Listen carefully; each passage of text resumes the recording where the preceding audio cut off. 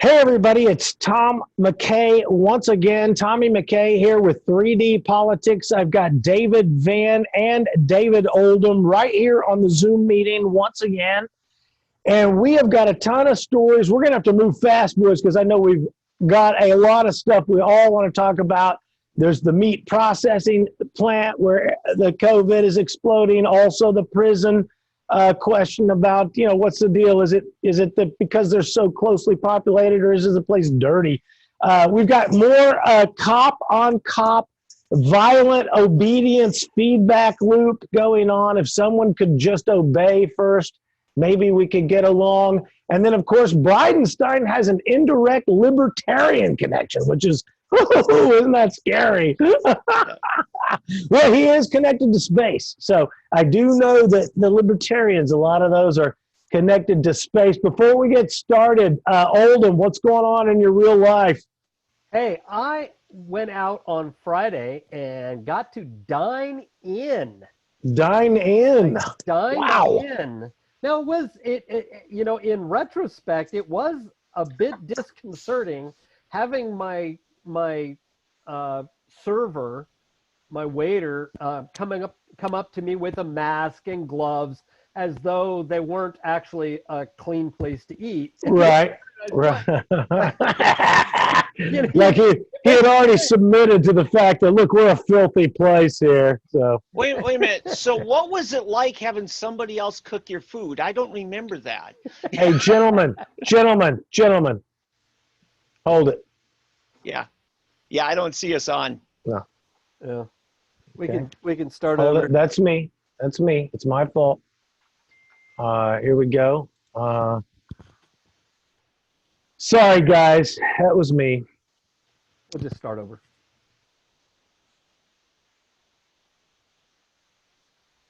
Now it's preparing the live stream. If I don't say preparing the live stream, you know I've screwed up. Cool.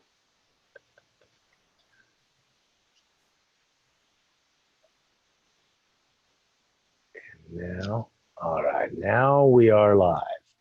Really? And we are getting ready to go live when I do it. Here we go.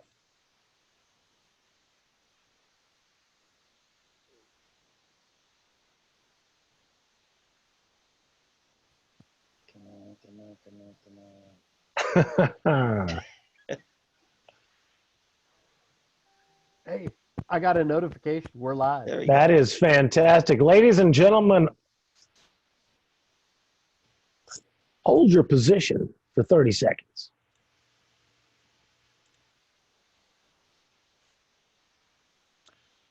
Hey, everybody, it's Tom McCay right here once again on a Monday night, 3D Politics. I've got two Davids with me tonight, David Van and David Oldham, for another exciting Zoom meeting here at 3D Politics Live on Facebook every Monday at 7 p.m. And before we get started, we got a lot of stuff we're going to get to, and we know that. But before we get started, what do you guys got going on in your personal lives before we kick off the showbiz? Well, Friday was day one that we get to dine in, and so I made sure that I went out and dined in. You actually went out to a place and stayed. You didn't eat in the car. Exactly. I went to one place and they were not yet dining in, and they wanted me to eat in the car, and I said no, I'm going to go find a place that I can actually, be a human being in. And right. Now, hey, Dave, you're not working on that Rubik's Cube while you're talking, are you? Me? Oldham, sorry. Oldham, sounds like you're working on a Rubik's Cube while you're talking there. Oh, okay. So, anyway, the was very nice to be back in a measure of society. It was a little disconcerting in retrospect, having your waiter come up to you in in a mask and gloves. Makes you wonder, is the place really worth eating at? Yeah. And was it before the new requirement?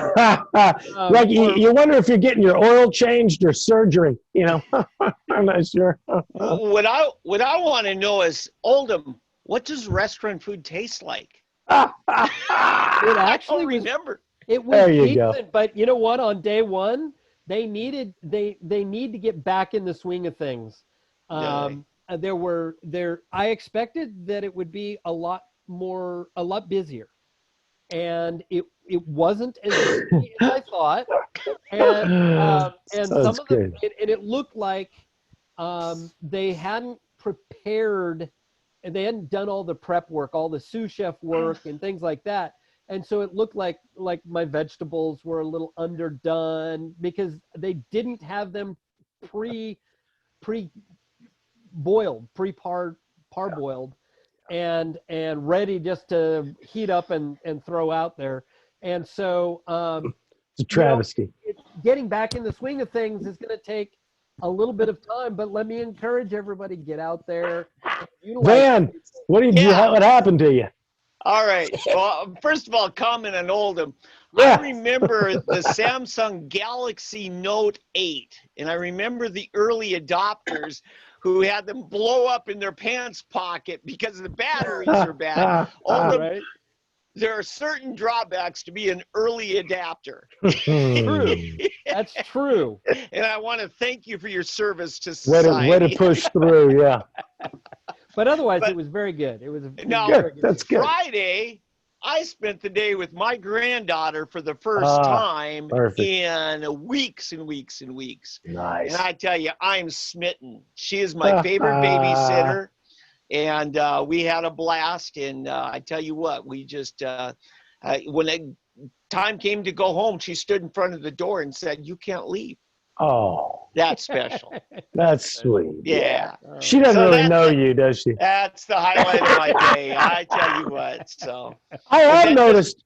That's sweet. That is really sweet. You know, yeah. I did notice one thing about Oldham. You know, when you go out in today's new society, they are so busy working under the thumb of government now that they have forgotten what their basic format is, and that is it's service.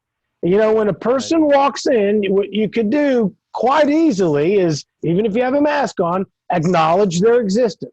You know, say, "I know you exist. I see you," and then go about your freak out. But what I notice is you stand there, and because you're 6 feet away, they think you're invisible. You know, it's like, well, they should at least say, "Hey, I see you. We're coming to you." You know, basic formatting. You know, our dear friend Lori Gracie posted something this morning I thought was really, really telling. She said, "God, I miss the days of being out in public and you see people and they have a pleasant smile. Mm-hmm. And you don't know if they're about to just launch at you or they're glad to see you. You just don't know." Well, I actually had somebody who came by, gave me a smile, expected a return, and it took her a minute to realize that I couldn't see her smile underneath her mandatory mask. And she commented that she had actually smiled to me, and then realized that I couldn't see it, and so I then returned her smile, but still never saw it. I was the loser in that one. I said, what I've noticed is I used to brag about the two things I miss when I leave Oklahoma is fine airport parking and quick trip convenience etiquette. Yes. There was a thing about, it was almost Americana. There was it cut across race and gender and age. People had an etiquette at the quick trip that's just the way you do it at a quick trip. Well, you come and go, and you hold the door, and there's a timing, and they've destroyed the quick trip etiquette. Well, they really I'm broken up about it. And the service. I mean, I haven't been on a quick trip for quite some time now, and they went to only 32-ounce drinks that they sell out of their fountain.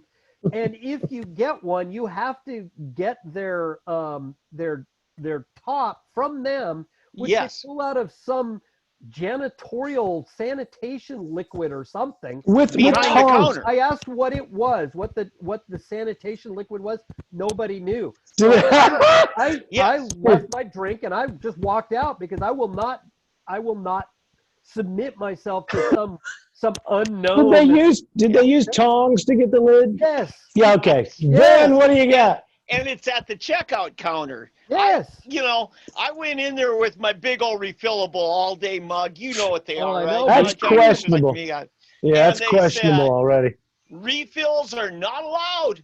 Right. You have to buy one of our new ones. So I bought it. I go over to get lids, and there's no lids. And I thought, what the heck? And so finally, I looked at it, this 32 ounce, and I thought, I'll take the lid off my big all-day mug. And I just stuck it inside there and put my lid on it. Worked perfect.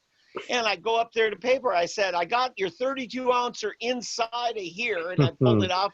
I said, what the heck is this? No lids. He said, oh, no, we got them here. I said, well, I didn't see a sign. Yeah, oh, yeah, there's a sign somewhere over there that, like you're supposed to read every square inch of that deal. So you're lucky you didn't get tased and dragged out, David. Yeah, by the health department Nazis. And I'll tell you, the thing that's got me is the corporate complicity in all of the stuff that's going down. Now, we heard last week that after we aired, later in the week, Costco was going to require all patrons to wear masks if you wish to shop at Costco. Yeah. And so I was with Lori today, and we went in, and she canceled her membership until they get their act in line. And he's with Lori. You don't even know who they are. And so the same Lori you mentioned earlier. Anyway, or her evil twin. Dun, dun, dun. So anyway, the point is that you've got all of these corporations trying to violate the rule of service first, and so forth, because enough people, and it was amazing the number of people who were just willing to go along. It's awesome. Oh yeah. We got to start the show, guys. We're 15 minutes in. This is some great. Look, we're so interesting. Us as a group of guys is so. This is my only social contact with the world. David, don't undercut me. I'm saying we are so amazingly interesting as a group of guys that, except for Van, I don't know what happened to him. Anyway, me and Oldham, we are so amazingly interesting that we help Van out every chance we can and get him out of the house and on to the Zoom. Still loves me. Look, I know you're the wizard of the state. You know all the backroom secrets.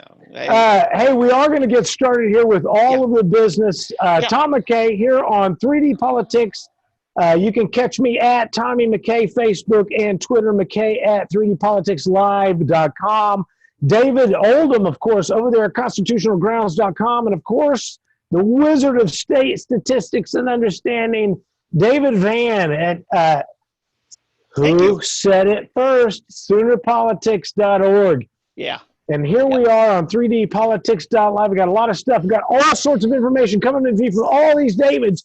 Meat processing plant exploding with COVID. We've got prison workers with COVID busting out all over. We got cop on cop, what I call the violent obedience feedback loop. It's dangerous. If someone could just obey first. And then Biden signs indirect link to the libertarians, which sent a shiver down my spine. And some people didn't even think I had one. So here we are. So what do you want to do first, Van? Oh, should we go with the isolated breakouts of COVID around the nation? Yeah, let's do that. Cool. We got a great graphic. Yeah. This is a real interesting deal because let me shut some things off here. Yeah. What we've got going on is there are several places around the United States where the density of the COVID virus spread is worse than New York City. And I want to show you one of those things here. And I'm pulling up this map here. Let's take a look at a big map. Here we go.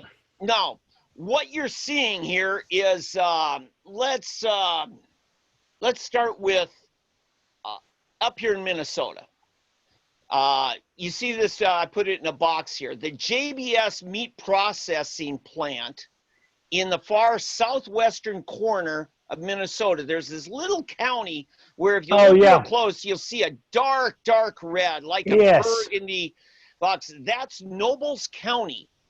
And the county seat there is Worthington. Worthington is home to a meat processing plant. It used to be the Swift meat processing. Remember the Swift turkeys you get at Christmas time and things like that? Well, eventually a Brazilian firm called JBS bought out different companies. They bought out Pilgrim's Pride. They bought out some others. They are now the world's largest meat processing facility. Now, all of these facilities are supposed to be inspected by the U.S. Department of Agriculture. You know, when you buy a steak, it says inspected by USDA. Well, sadly, the USDA, our good old federal government, is falling down on us. No, they don't. Come on, that's got to be a fake news. I listened to the Catholic priest on WCCO Channel 4. I grew up listening to them out of Minneapolis, and they were interviewing the priest from the Catholic Church there in Worthington, and he talked about the special needs of these workers because they're almost completely immigrants that are working at this facility. Not that means the virus is going to be spread any more or any less, but when you are a Brazilian firm, I don't know, but somehow you have more ability to bring in foreign workers to run your plants here, something. But anyway. Well, culture has an effect on the way that it affects human hygiene. Yeah. And so where we're from affects how we clean ourselves. And So I talked to several of my family up in central Minnesota. My sister-in-law, I'm from a big family, so, it seems like my family does everything. Well, there's lots of us. I have a sister-in-law who was the mayor of my hometown, the same town Charles Lindbergh and his family grew up in. Smothers Brothers. Yes. Yeah. Anyway. I saw your family on Ancient Aliens one time. Go ahead. Yeah. They said a couple weeks ago, they said, our county doesn't have a single case. Minnesota was number 50, the least number of cases in the nation. They have now overtaken several other states, including Oklahoma, and have become one of the leading states for the outbreak of this virus. And it's largely because of what's going on there in Worthington, because you've now got, as of this morning, 940 workers and other community family members that have the COVID virus. And you got one little rural hospital that just isn't going to be able to handle them if it gets bad. This is something that's happened. We're talking just in the last 5 days. So let's move on. Hold on, I got a question. Yeah. It says JBS meat processing, 12% of cases. That means in the state of Minnesota. The state's cases, that is absolutely 12%. right. And when you say case, meaning case of what? Tested positive? Right, of the officially acknowledged by the state. As we know, and Oldham will tell you, there's plenty more people have been exposed and already. But that's the number. But it's all but a full 12% is coming from one meat processing plant. Exactly. Okay. Exactly. In one little county, the whole county's only got like 20,000 people. Okay. Let's move down to Indiana. Whoops. We got that looks good. I like that because I can see exactly what you're talking about. Oh, I can see him waving right there from the processing plant. Oh, wasn't supposed to do that, but I don't even know how to get out of here. Well, you can undo share and get out of there. You can just quit sharing. But I'll tell you what, you were talking about the Pope earlier, and I will say, as a defender and as an apologist for the Catholic Church, it's much easier to defend transubstantiation than it is inerrancy of the Pope. Yes, that's true. Put that in your pipe and smoke it. Yes. So, but a number of these are similar, okay? The Tyson meatpacking plant up there in north central Indiana, you've got a similar case where you got several hundred people testing positive, and there again, We've got, largely immigrant people. Actually, that one, they said they're refugees working there.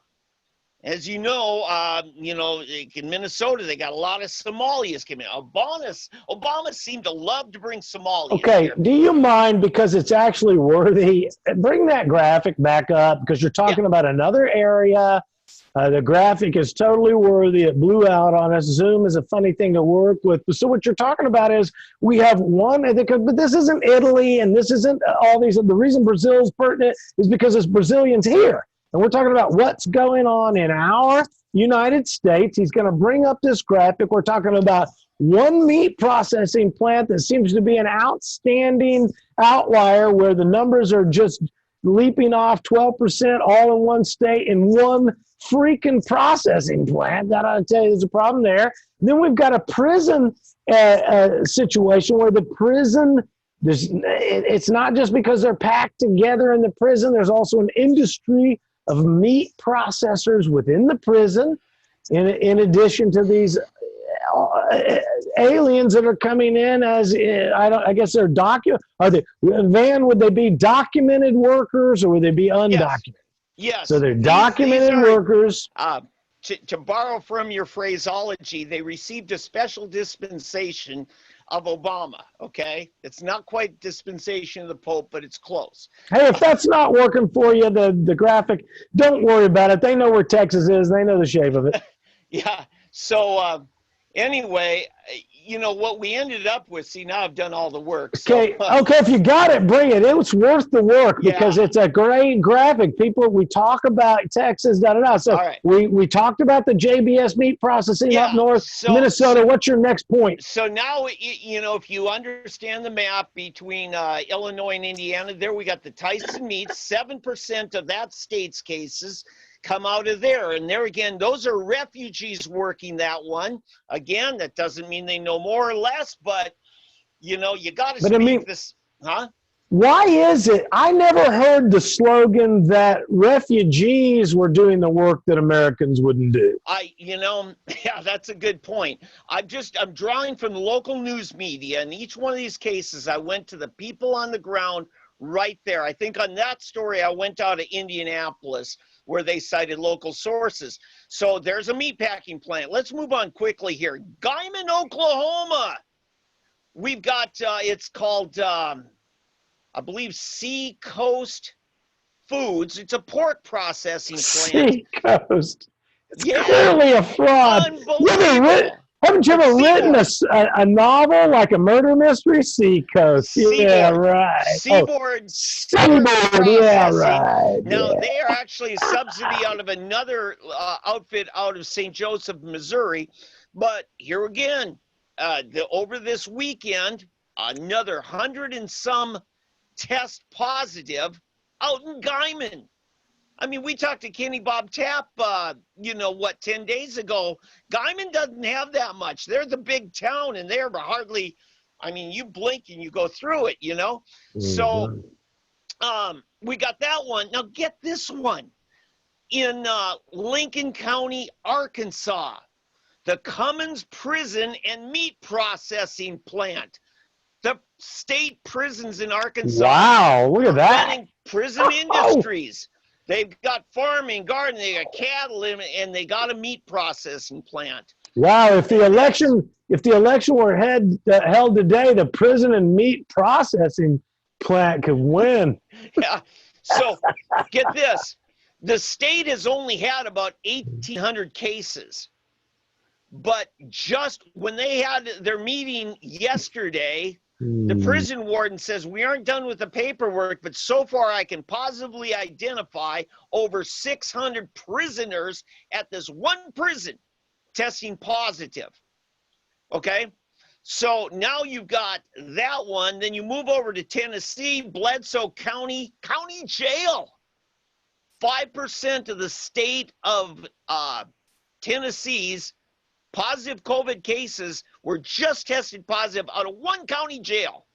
And this is Dayton, Tennessee, which is no big metropolis. Okay, you're talking size of maybe Muskogee, probably not even that big. And then you go straight north to Marion, Ohio, to state prison in Ohio. Hey, Dave, 10%. you're going real fast. If I may try to prematurely interject a bad joke here. You know, the Bledsoe County Jail, those antiseptic wet wipes are hard to come by. Go ahead. Yeah, so there you go. And in Marion County of Ohio. Here's the deal.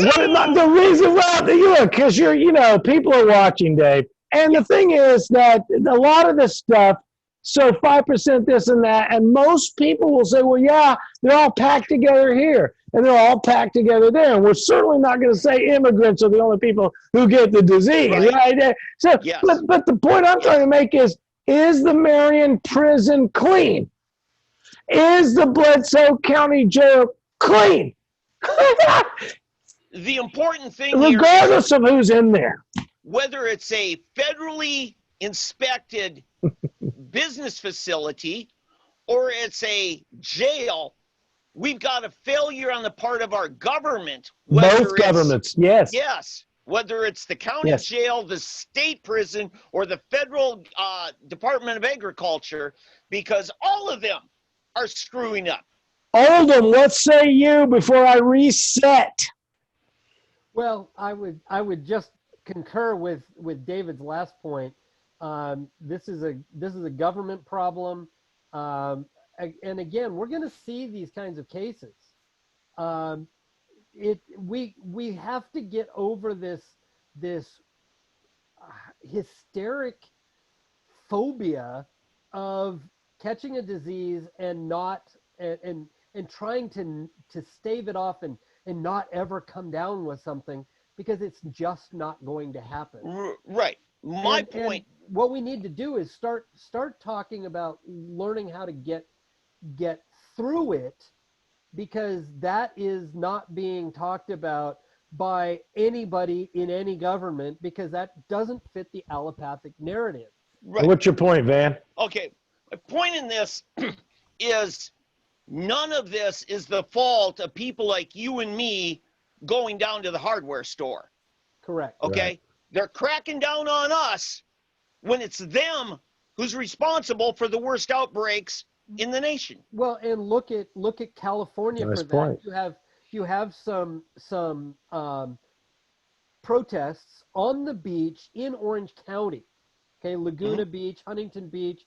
They had protests saying reopen the state, reopen everything. Yeah. Orange County has some of the lowest infection rates in California. The conservative, that and Kern County are the two biggest conservative counties in California. Okay, because of the protests in Orange County, he shut all 850 miles of beaches, just declared them to be closed.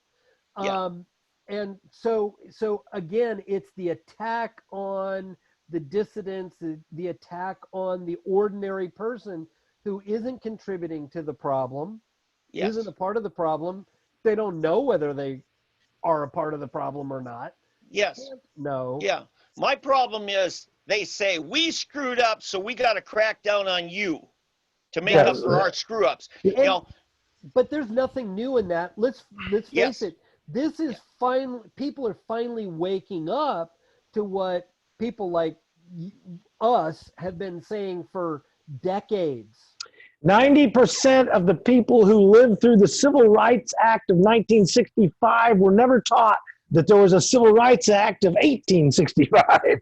So, hey, we got to reset real quickly here. 3D Politics Live on Facebook Live.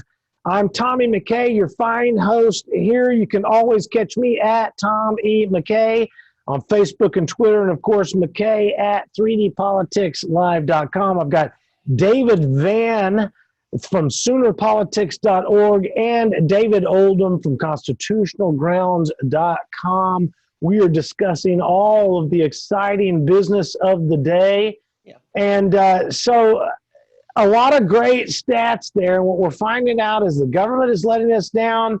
And what we're also finding out is that what people say the government, and you guys know and I know, but your general person, when they say government, they don't realize, well, you're talking about at least three you know, the federal, state, and your municipality. And what you'll notice from G.T. Bynum, mayor of Tulsa, as well as Joy Hoffmeister, state superintendent, both of them gave nods to the White House down through the governor to them. Each of them were taking them nod from upper to down. There was no local representation among any of them. They're all like, we're waiting to see what they tell us to do from up above.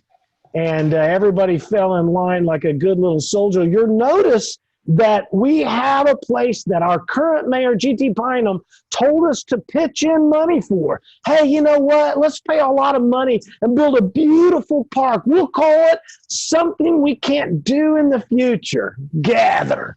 Way to go, buddy. Your stupid socialist program of spend a bunch of money collectively so that you can control the park we don't go to. I want to hurry up and fill that sand. I want the sand in the skateboard park next Monday. This is ridiculous. The children will be out there spreading COVID any minute like a bunch of prisoners packing meat. Why do we have refugees? I don't know, packing meat. I want to tell you, Governor Stitt now has disciples. At least one out of New Mexico. Yeah, yeah. Somebody declared something. Yes. So, you know, Oldham and I were talking to the attorney, Frank Urbanik. He wrote a great story. He uncovered it. I got to give him credit for it.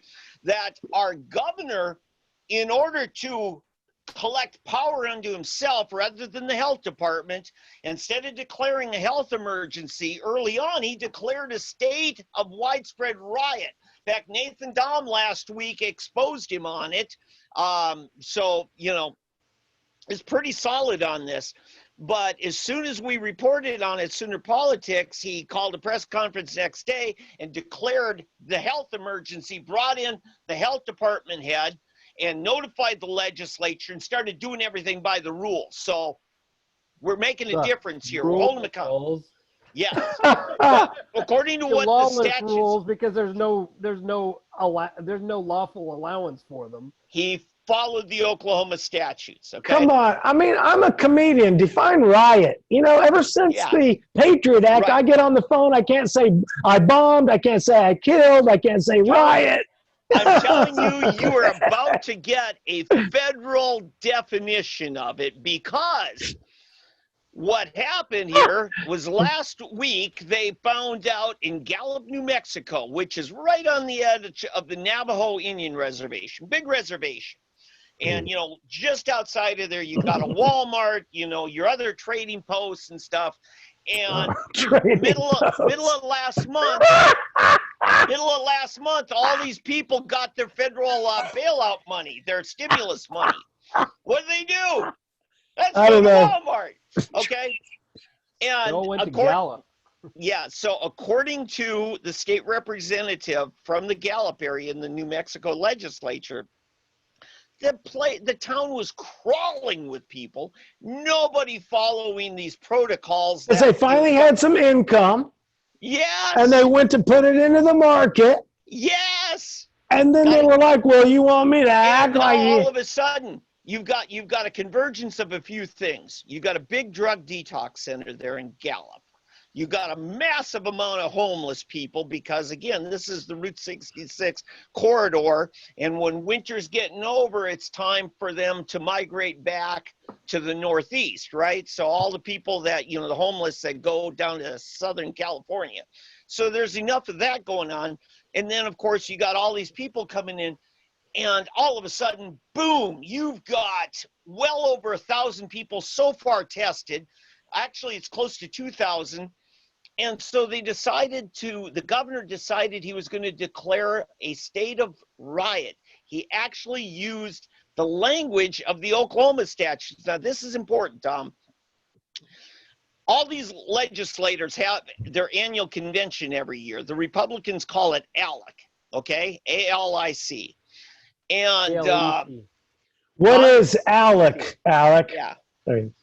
Oh, it's some legislators kumbaya. American Legislative and Economic Council or something. Please answer in the form of a question. But they compare each other's statutory writings and decide, oh, you got a good idea, I'll take that back to Oklahoma, or, oh, well, and sometimes they'll do really good things and debate it.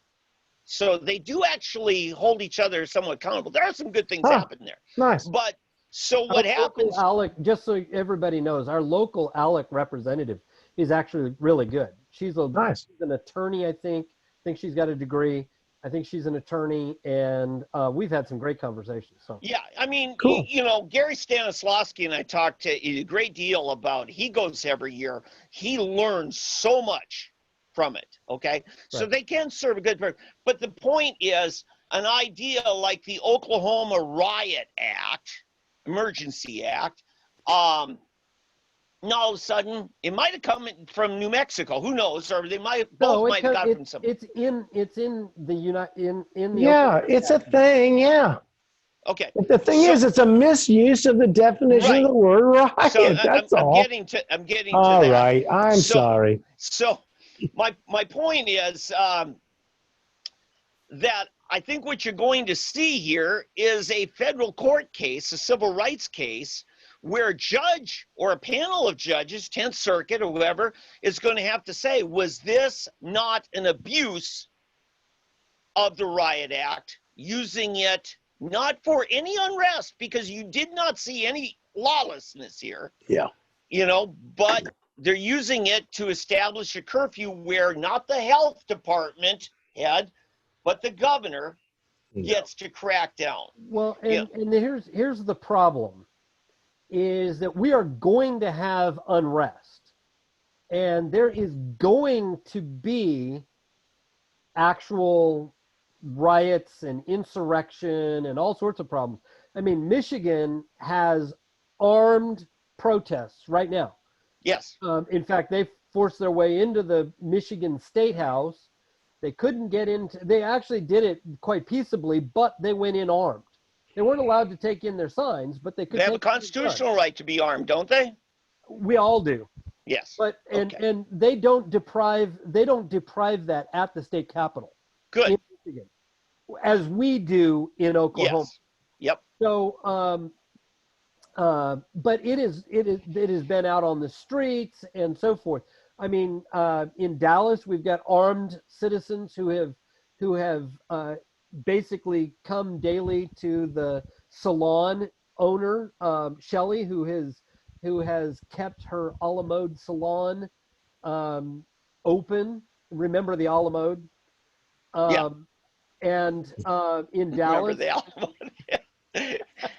Okay. And so ice cold, David. Hey, I think that may be her catchphrase. I don't know, but good enough. I didn't make it up. But the point is that we are going to see, before long, we are going to see actual riots taking place, but they're all caused by illegitimate, lawless government.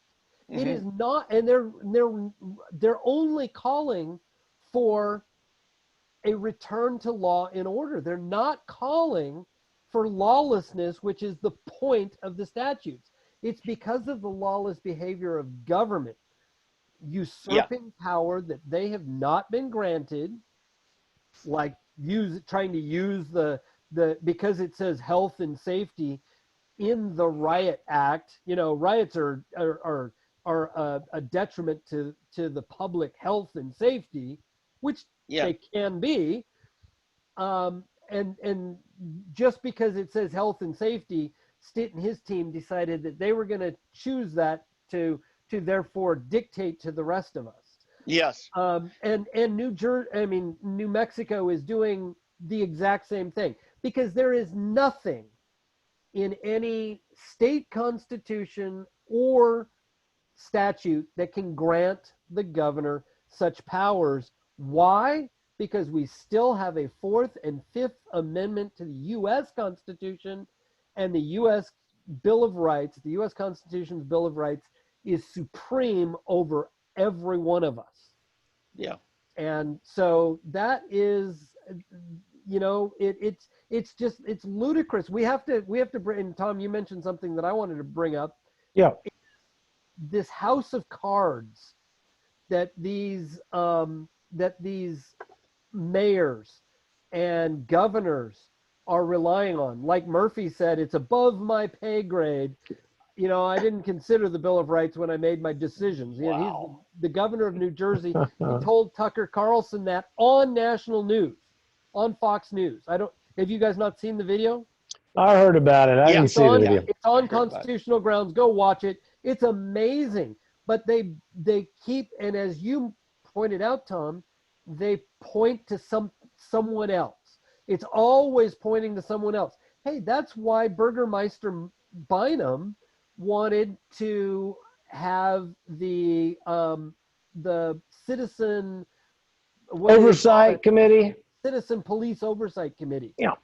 Okay. Why? Because then he has somebody to point to that kind of takes the onus off of him, at least gives the facade that he doesn't have to obey his oath of office and actually oversee and do his job when it comes to the police, because he wants to give the police all that latitude to, I mean, I don't know his motives, but he's not going to impose himself, as is his duty, between us and the police force. It's rule by group or commune instead of individualized person making a leadership decision. He wants it to be in the hands of a group that votes. Well, so he says. I'm saying that it's a house of cards. It's just to keep up the facade that he doesn't have responsibility when constitutionally he has 100% of the responsibility. And what I'm saying is, in his heart, he doesn't believe he has the ability as a human, because he is human. It's not that he thinks lowly of himself, but he thinks anyone like me, even me, can't be held to such a high responsibility to make a singular decision for the group. I must have everybody get together and all vote on it, which is it's antithetical to our system. We have a strong leader and not a group leadership. I would disagree with you on the point that you make. Okay. Because it really isn't about that, because he goes to the council and the council will make decisions as the group. What he wants is a separate group to advise him about his responsibility. And then he can point to them and say, hey, they decided I'm not really liable. When in reality, the buck stops at the top, as Truman said. Okay, let me reset real quick. I got more to say on that, but real quickly, you're watching 3D Politics. We've knocked down 3 15-minute segments. My guess is we're going to do 2 extra ones by the time we're done. We got a lot of time. But here I am, Tommy McCay, 3D Politics Live, right here on Facebook with David Van and David Oldham, talking about all of the stuff that's quite important here in Tulsa. And I got to say, with Bynum, though, if I could really reach out there to try to connect the dots in a way where I maintain consistency, it's the same reason I hate the coaches challenge in NFL football is the same reason I hate the Citizens Oversight Committee when it comes to police enforcement. When in the hell does somebody ever make a decision? When can a person say, I said it's wrong? No, there you go, we're done. I don't have to get external validation from a group of oversight watchdogs who are also on the take for another 5 reasons. I don't need that. Yeah, and it's often because what you've got is a spineless mayor who decides what his convictions are based on the latest polls. And on that, I don't want to hold David Holt harmless here, the mayor of Oklahoma City. OKC, that's right. Said, by God, I am going to show that I have some muscle. Everybody who goes out to shop must wear a mask. Well, as soon as there was a little blow up and threat of violence at one store this weekend, he rescinded the mask order. Wait a minute, I thought that was Stillwater. I thought that was Stillwater. Stillwater definitely did that. Did Holt have the same problem? Holt has rescinded the Oklahoma City one. It also happened in Stillwater also. Well, and this is my point, is I don't believe that they're spineless. They are cowardly in the sense that they want to impose the police goon squad on us. Mm-hmm. at their behest. No. Now, mind you, the police don't want to be their goon squad, but that is the way when you listen to Holt and Bynum talk, they talk as though they are, forceful and powerful, and they're going to turn the police loose. Like Bynum said, he has given them permission to cite who they need to cite. Okay. And Holt is Oklahoma City, correct? Yes. Yes. And so what were you going to say, Van? Well, and Holt is a former state senator. He and Nathan Dahm used to go back and forth on things because there were very, very contradictory philosophies of the role of government between those two guys. Okay. But what I want to say here, I want to make a distinction. I'm going to stand up for private commerce a little bit. If a shop owner has a rule, whether or not it's backed up by the health department, advisors, best practice, anything. When a shop owner says, hey, these are my rules, you want to come in my shop, I totally defend that. And I want to give as an example. A couple hours ago, my wife came home from running down to Whole Foods. Whole Foods said, we'd like you to wear a mask and we're providing it for you. You want to shop in here today? Out of respect for some of the people here who are very concerned and are fragile, that we're asking everybody to. If you don't want to do that, fine, we're not making you shop here, but these are our rules. And I can disagree with them, I can protest, I can boycott, I can do whatever, but they lawfully have a right to do that. Absolutely. Yeah. Absolutely. So the problem here is boycott, but I would also be the first one to defend their right to do what they've done. The government, whichever one it is, federal, state, and local, they are wiggling the post so hard that earlier, remember, we were telling a person that is in business to do bakery goods, you have to bake a cake. Yeah. And then later we're telling people who have breasts, oh, you can go topless if you want. Now we're telling people you gotta wear a mask. Yeah. So it's like we're in and out on anything we do. So what I'm saying is here, we're not only going to prohibit some people from doing business, we're going to insist by force that some people do business. Yes. And remember, you're gonna have to do business. Right. No. And Tom, remember what is antithetical to proper regulation, prohibitions, and dictates. Mm-hmm. And the dictate on our sovereignty, on our personal domain, our personal bubble, if you will, that they have no authority to dictate about. It's correct, Van. What I want to say here, there's a difference between the no shirt, no shoes, no service, or any ordinance that might require, women to wear proper clothing to cover up in that. Two masks. And it all has to do is what will you ordinarily have, possession of anyway. Remember, 2 months ago, we were told do not buy a mask. Leave those for people who need them. Remember that? Yeah. And then by the time they changed their minds on it, all the masks were gone. You can't even shop without a mask. Right. I don't even own a mask, and I don't know where to get one. Okay. I want to know if I get a mask tattooed to my face, will that count? Yeah. So hey, I got a catcher's mask. I have fielded a number of phone calls from people around the country, constitutional grounds, asking if, because of the new airline, I don't know if you heard, the major airlines are now requiring masks for flights. Okay, before you go there, Van, finish your point. Yeah, so my point is one of the strongest legal arguments against David Holt's Oklahoma City rule was if the government's going to make you have something you ordinarily wouldn't have, and in particular at a time when they're difficult to get, the government has a duty to provide those.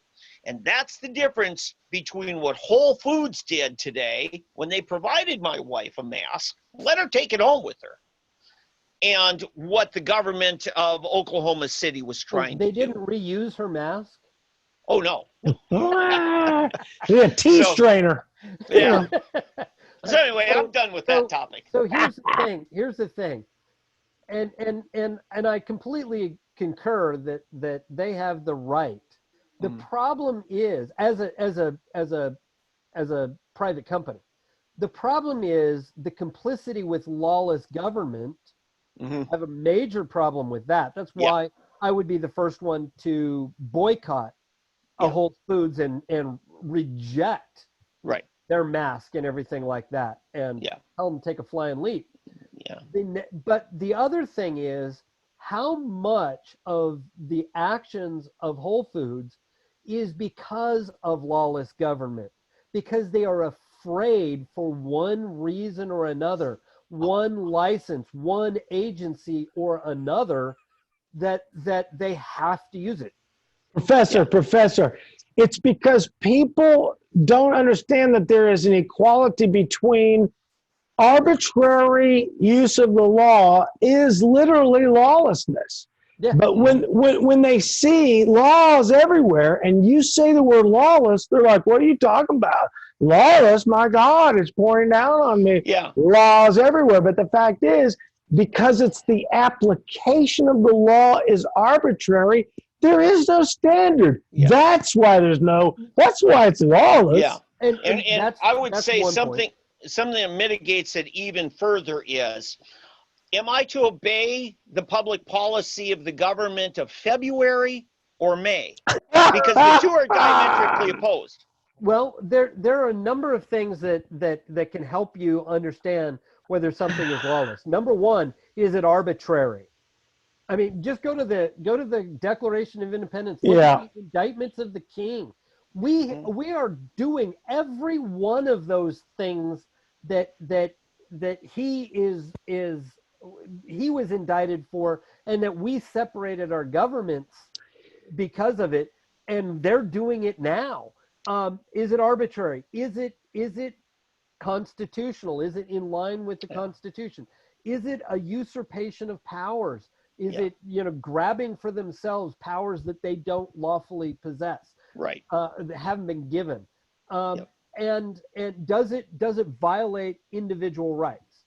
So if you look at those four things, it becomes very clear very quickly where something is. And if it violates any one of those four things, it is lawlessness, because our Constitution is codified that they can't be doing those things.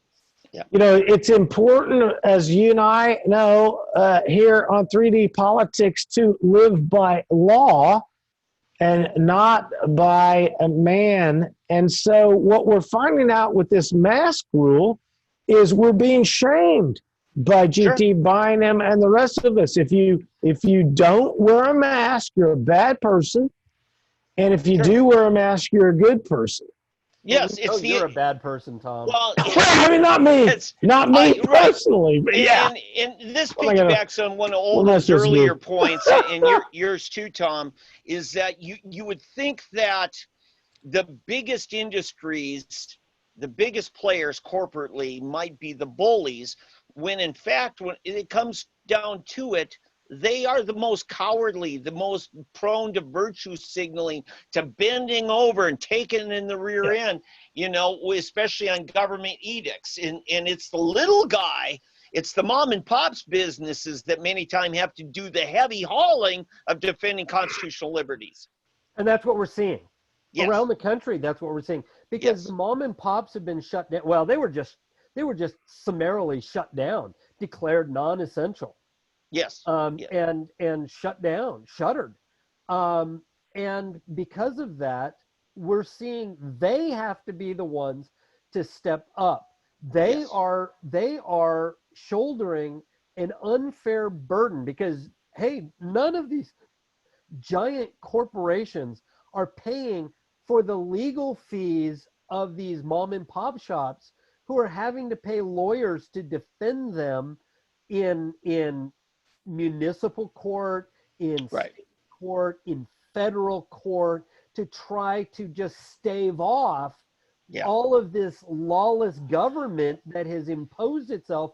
I mean, you can rip up citations, but when they come in and break all your stuff, break down your doors, arrest you, throw you in prison, and break your stuff and put guards outside so nobody can open your business for you, what are you left with? So before we reset, we the people have to rise up and put a stop to this. Yeah, but before we reset, back to a point I was trying to make, and I don't know if I really hammered it in, is that if we settle our arguments by law, then it's not about whether wearing a mask is right or wrong according to one man's opinion. See? It's about what is the law. Can you force me to wear a mask? Not is it right or wrong? Am I a bad person or a good person based on whether I wear a mask? So this is why we want rule of law, not rule of GT. Bynum shame you if you swim in the sewers when it's overflowing and don't wear a mask. We're not to be ruled by men. We're to be ruled by law. And so this is why the argument of the mask should be settled by law, not whether I'm a bad person because I don't wear a mask.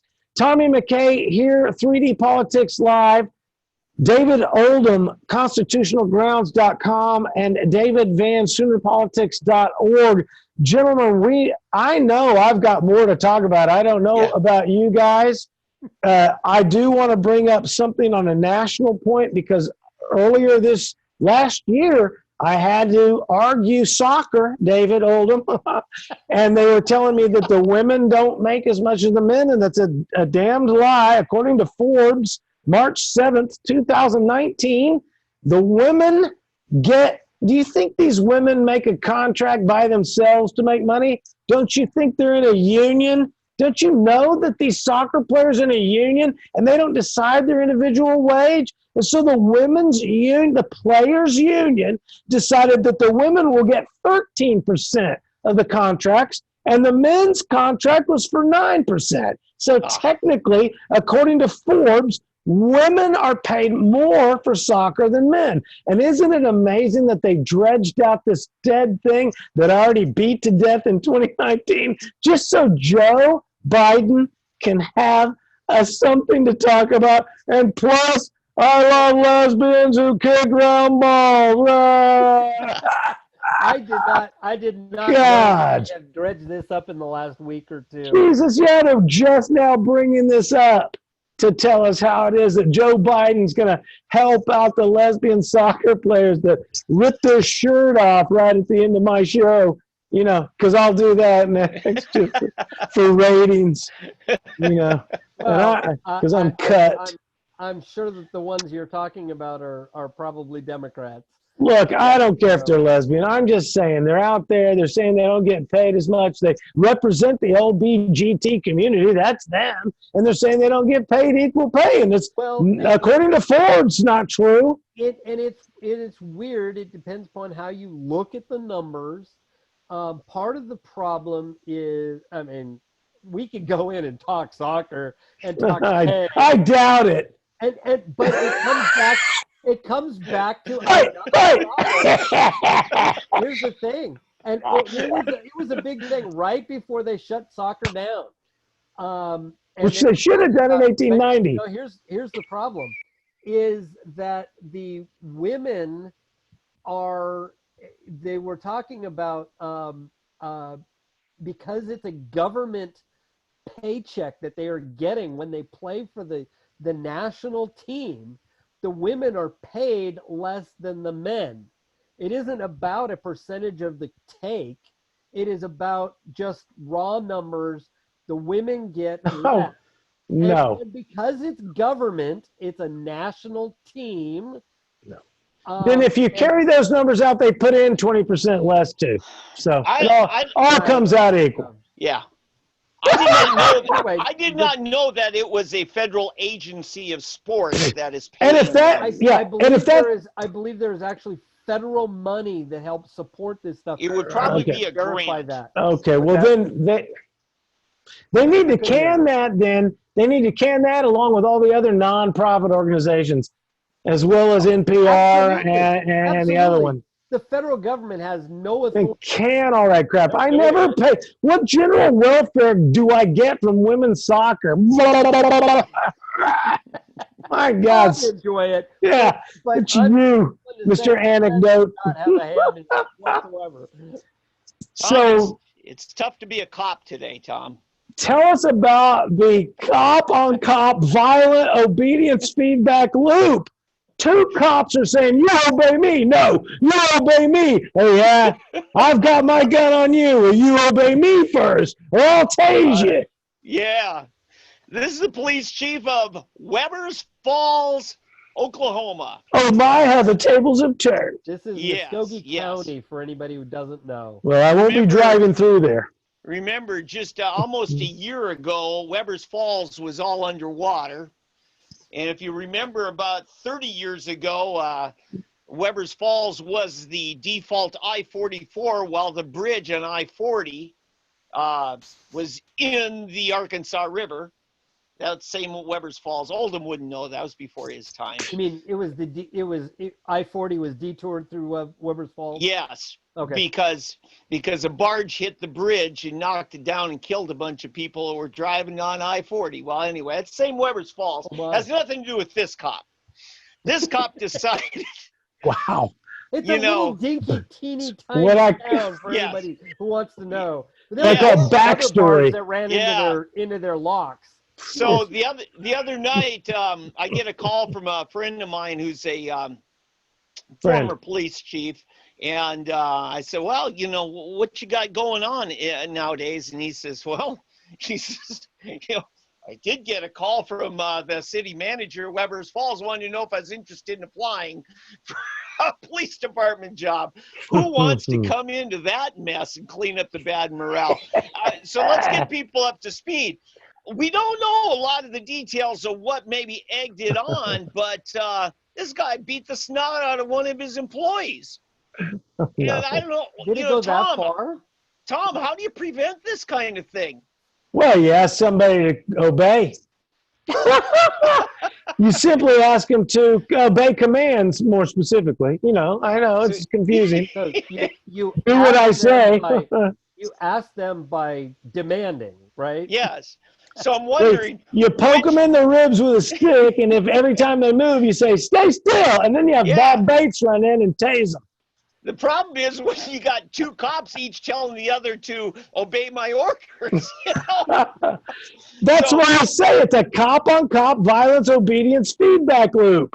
If you'll just do what I say, you'll never take me alive, copper. Oh, yeah, come out or we're taking you alive. Yeah, and normally I wouldn't make this a deal tonight, but you remember just a few months ago, we had the chief of police in Manford, Oklahoma, just 20 minutes west of Tulsa here, killed by one of his own deputies. Yeah, you know, I mean, that ought to be illegal. Murder. Beat the snot of literally blunt force trauma, pounded his face until he's dead. If you don't remember it, is it really murder? I mean, you know, I don't remember. and we've got. I mean, really. Yeah. Here's the problem with if I could try to be serious, which is a real stretch for me, this cop-on-cop violence thing illustrates the ludicrousness of the nature of the concept. If you'll just obey, then everything will. No, this existential reality is it's a force-on-force battle. You can't just make somebody wear a mask and force somebody to get off the bus and make somebody not sell a cigarette. I mean, you know, you can't just tase people to death. Yes. And I'm telling you, I'm glad you see that tie in there. Because when you got unconstitutional rules, you got vague rules, you've got things on the books that nobody enforces anymore, but yet they're still on the books. And every citizen is told, remember this in high school, that ignorance of the law is no justification. It's up to every citizen to know every statute in Oklahoma. Yeah. Oh my God. No, you know, that's not true. Well, the cops will tell you it's true. Well, that's the way they act, but remember, they're acting lawlessly. Right. And the point is that if we understand the Constitution, the supreme law, Yeah. it's really simple to understand Yeah. what should be going on and why you might have some specific stuff. But they have gone so far beyond, just treating your neighbor well and getting along with each Yes. other. So to the point that it is reached the point that you can have two cops arguing with one another and Yeah. the chief beating them up And and we still don't know why, because there's been no details. But what we do know is that one cop could not follow the instructions that both cops give us, and that is just obey with the cops. yeah. Literally, neither cop can obey with either cop. Yeah. Okay, so this shows you the idea of obedience to the cops doesn't work, because Yes. neither they obey nor do they quit beating the hell out of you if you obey. Well, Yeah. and interestingly, it is the superior who was arrested. It was the cop in the cop citizen scenario here, the chief who was arrested, and not the one who needed to obey, the underling. Yes. And Yes. and it's amazing how that doesn't translate to when a police officer accosts a citizen wrongly, Thank you. and they're granted qualified immunity, and hey, they're just doing their job. They may have screwed up, but they're just trying. They're trying their Yeah. best. And that's so important, is because, again, the human nature wants to consolidate power, right? It says Right. we want more power, and that's a problem with the fallen nature of man. And it comes, again, our governor did it, wrongfully declared a state of riot when no riot exists. Now, is there a state of riot? We're getting pretty close to some pretty big outbursts here if this goes on. But we've been polite, we've been law-abiding, and more than law-abiding for the last 6 weeks. Correct. But we've got this real problem happening here. And remember, let's go back to a year ago with Blanchard, Oklahoma. A guy just minding his own business, going to meet somebody to do an insurance appraisal at his house, and the cops come up and say, hey, we want to know who you are and why you're parked here.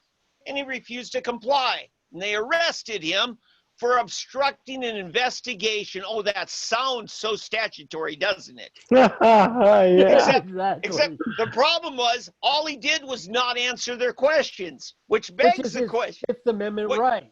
Which begs the question, the first thing you do when you arrest somebody is tell them they have a right to remain silent. Well, this is clearly a chicken and egg situation. When did the investigation begin, and what did it know? Well, then this is the argument that the stupid argument that's made in court all the time. Well, we didn't arrest him. We were asking him questions. At that point, he needed to answer our questions. He didn't, so therefore it's obstruction. If we had arrested him, then he would have had the right to remain silent. It's like, no. That's not what the Fifth Amendment says.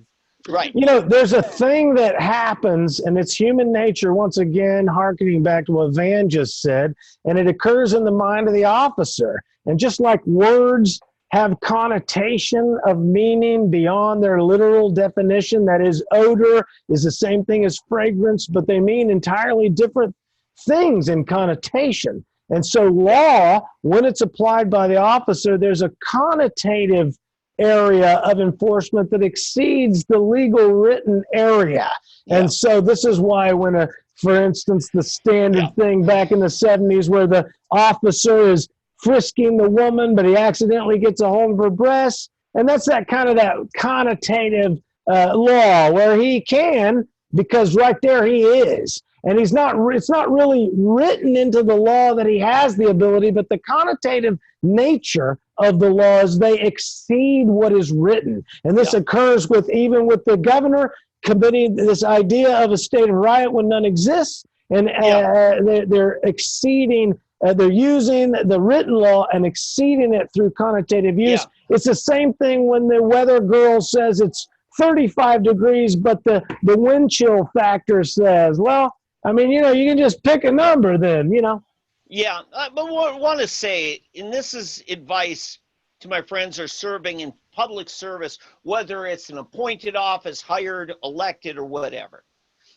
is that we have a self-deception. Remember the old scripture going way, way back to, I guess it's in Genesis. It says, and there was no law, and everybody did what was right in their own eyes. Right. Well, here's what happens. That's in Judges, by the way. Okay, thank you. Good. So here's what we run into, and I'll take Governor Stitt like this, because remember, if Governor Stitt was a Democrat, if Drew Edmondson had done this, I think Drew Edmondson would be in danger of impeachment with our House because he's a Democrat and the Republicans are in control. Now, the good old boy system works here, you know, in a corrupt way, because now all of a sudden we judge our party a lot softer than we judge the other party because our intentions are good, don't you know? And so Governor Stitt wanted to do something good, and he says, how do I accomplish this? Right. Unfortunately, he violated the law, abused the law, okay, in order to do what was good in his own eyes. And this is an important thing here, folks, because the self-deception happens so easy, easy. That area right there is where what you explained beautifully is where I contend with people that say, well, we need somebody to go up there and do the right thing. No, I don't want me to go up there and do the right thing. I want you to go up there and represent us. Go do what we said. Don't go up there and make your own mind up about to do the right thing in your eyes about what you think is the right decision. That's not what I sent you there for. Represent me. Do what I say. You're about to get a caveat from Oldham. Well, Oldham, please. Tom's absolutely correct. Except that it's got to be constitutional. The Constitution. There you go. Yeah. Yes, gang up on me. Because they do go up, and what they claim is that they are going up and representing the people. In fact, when you listen to them talk, it's like, I had to save the people. I had to do what was best for the people. The people who sent me, I got so many people who wanted, some unconstitutional act. They wanted to shut down. Which is populism. It's nothing but populism. The hysterics outnumbered us law and order types. Yeah. For the last 6 weeks. If you guys are still with us, you are watching 3D Politics Live right here on Facebook. Tommy McCay. You can always catch me at Tom E. McCay on Facebook and Twitter.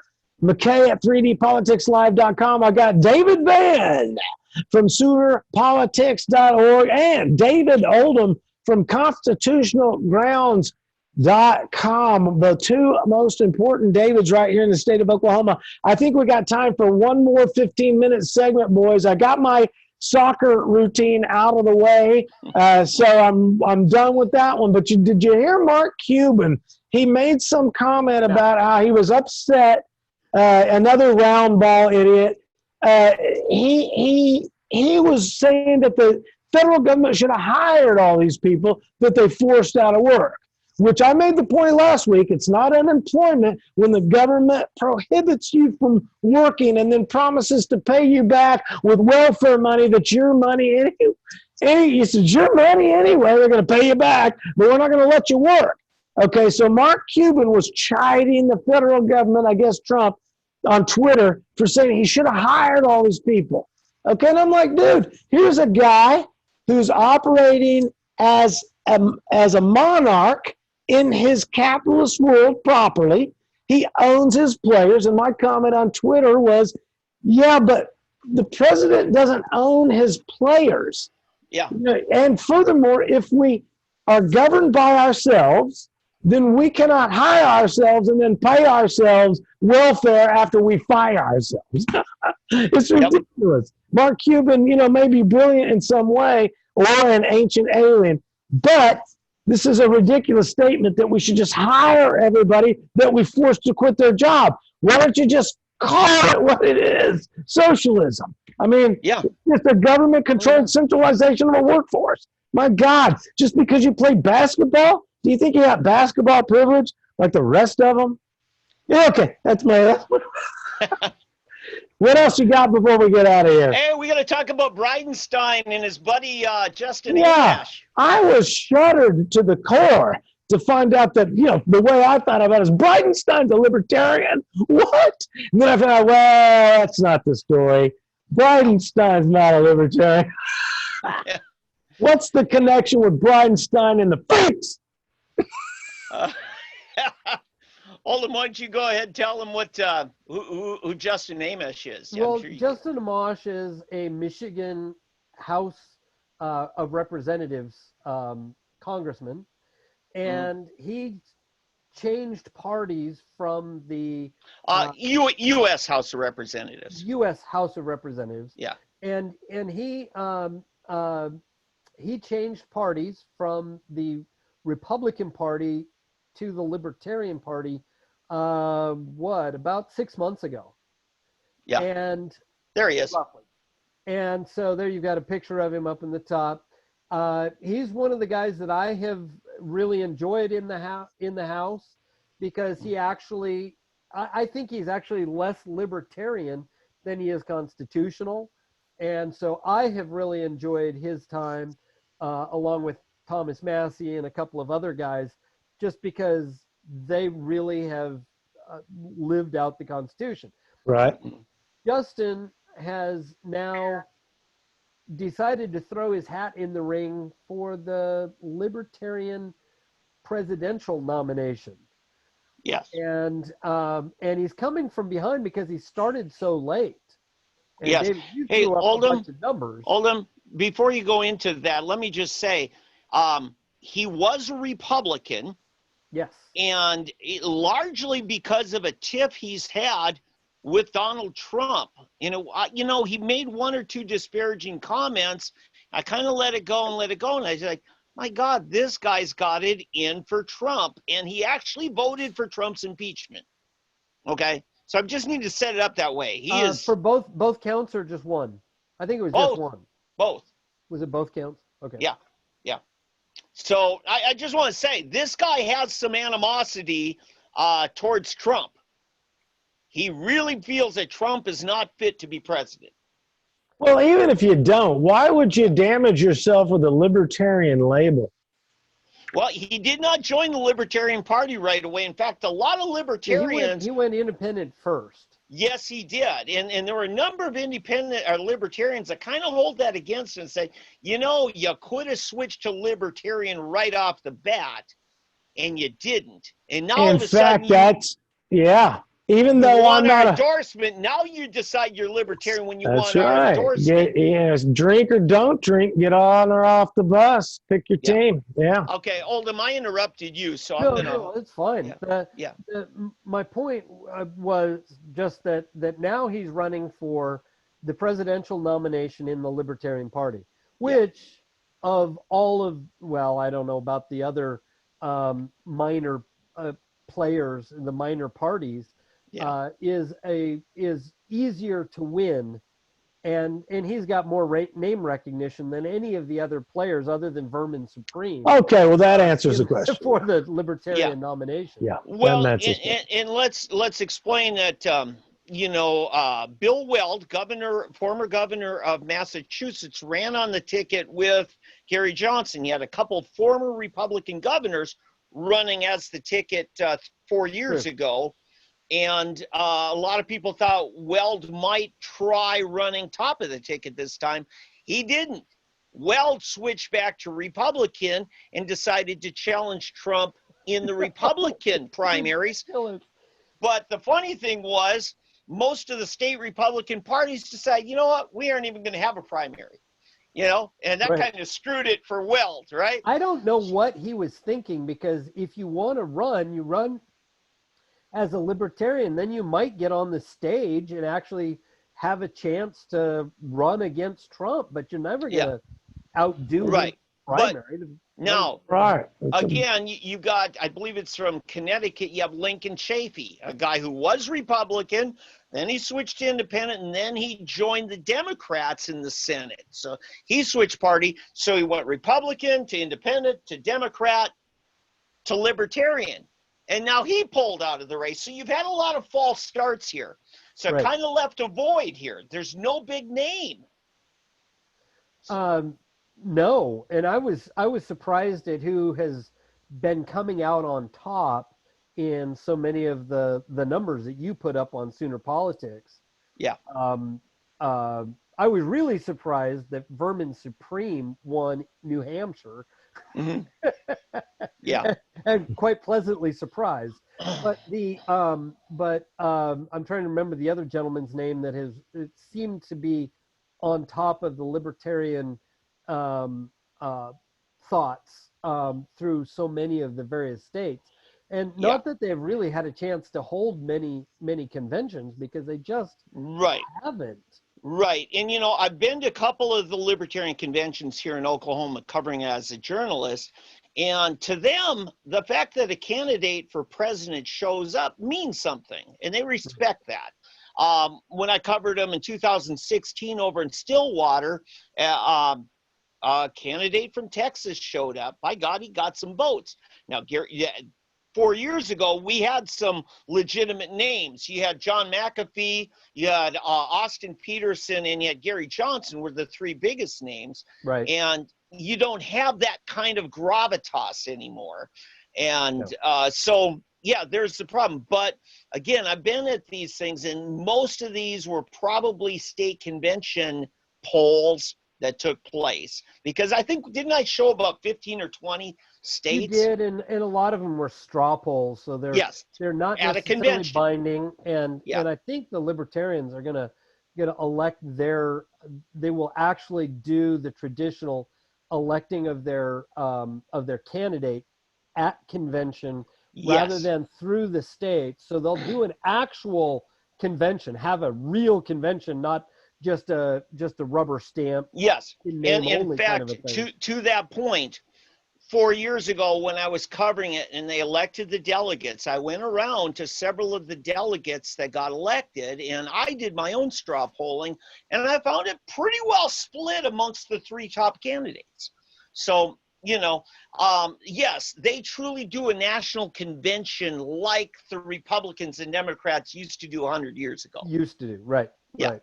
Yeah. So it will be interesting to see what will come. And with the debacle of, you know, COVID and the handling of governments around the country, and Trump being backed into a corner, and we know that economy wins and or loses a presidency. Yeah.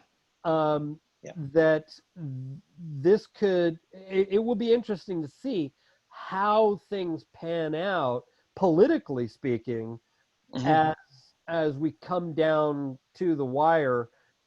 We already know that Trump will be the Republican nominee, just given the way that things have gone.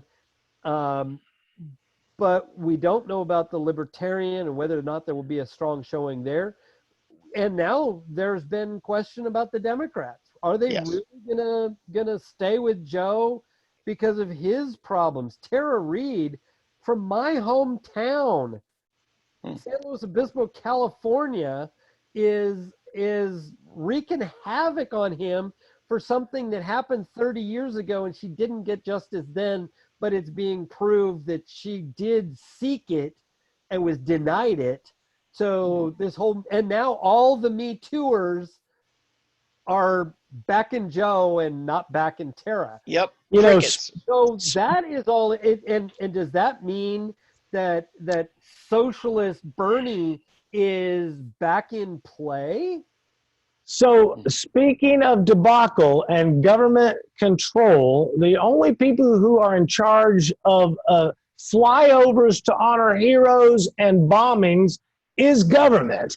And when it comes to debacles, it couldn't have happened better than in Bartlesville this week when they decided to fly over to thank those heroes. And let me recall also a thing I learned just 2 weeks ago.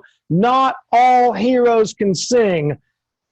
Some heroes are tone deaf, but also hear the government debacle. Thank God it wasn't a bombing run in Bartlesville. They were just supposed to fly over and thank the heroes from the TikTok videos that we've seen wearing their undergarments on the outside, but the Bartlesville flyover was an entire debacle as What they happened? missed I their never sight. found out. They flew and missed their sight. They veered off before they even went. If they were dropping bombs, they would have killed civilians or otherwise missed their target. So all they were trying to do is fly over and take over. But guess what? They couldn't even fly over to say thank you to the people who are supposedly off-key singing heroes. I got some trivia for you, Tom. All right. Remember we talked to Kenny Bob Tapp, the state representative candidate from Yes. Boise City? Boise City, correct. You know why the flyover was not over Boise City? No. I will tell you, there is a state museum in Boise City from World War II. It's to commemorate when the military accidentally bombed Boise City, Oklahoma. Oh, wow. That's a whole show. It happened. I am disappointed that Kenny Bob Tapp didn't pitch the Boise City bombing memorial, but it happened. It proves Oldham's ongoing point of the connection between debacle and government. That is all the time we have today, gentlemen. You know we've got more to come next week on Monday, every Monday, on Facebook Live. I am Tommy McCay, Tom E. McCay on Facebook and Twitter. Catch me also, McCay at 3dpoliticslive.com. I've got David Van, Soonerpolitics.org, and David Oldham right there on constitutionalgrounds.com. We're going to catch you next week right here on 3D Politics Live.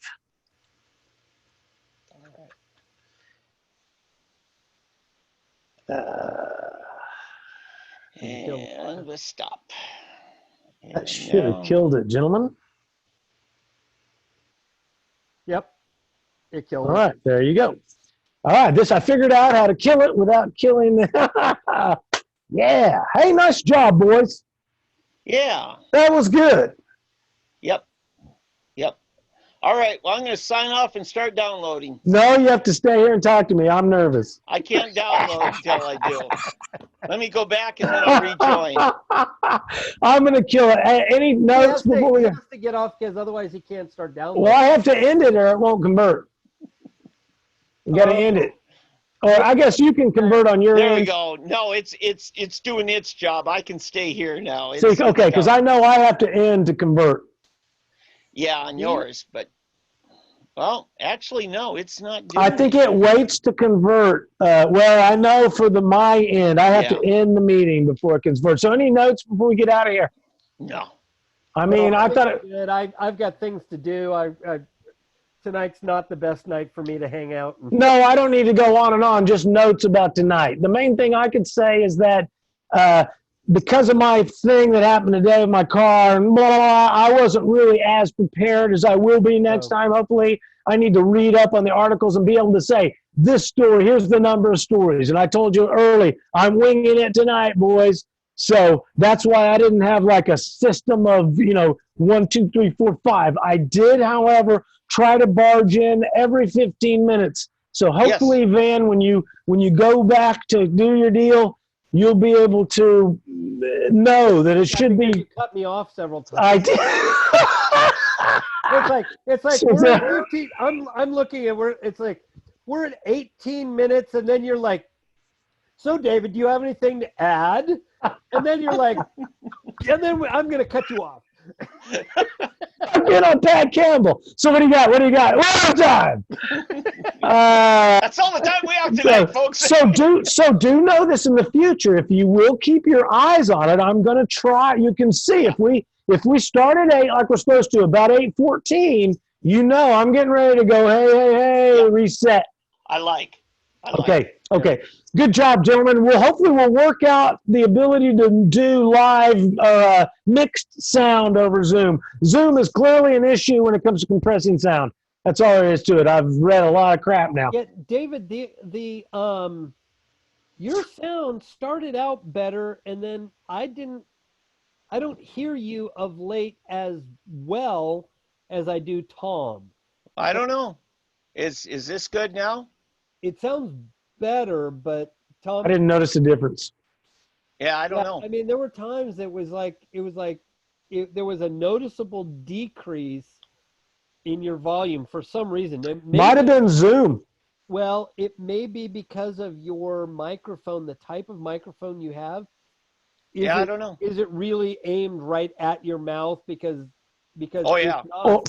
Two comments and I'll let you guys go. Or you can go to advanced settings and there are 3 places you can tell it to auto cut down background cancellation or moderate. You know, there's 3 settings back there, and then also Zoom. So for instance, because Van, you can't hear yourself, it's like singing through headphones. We amplify the volume because we're not calculating. Yeah. And so if he does get louder, Zoom, if he hits a decimal, Zoom will crush him down. It's clipping me. Yeah. It clips. So if we can learn to just talk, instead of scream, it does. Yeah. That does help. And I'll bet you're right, Tom. I'll bet you got it right there.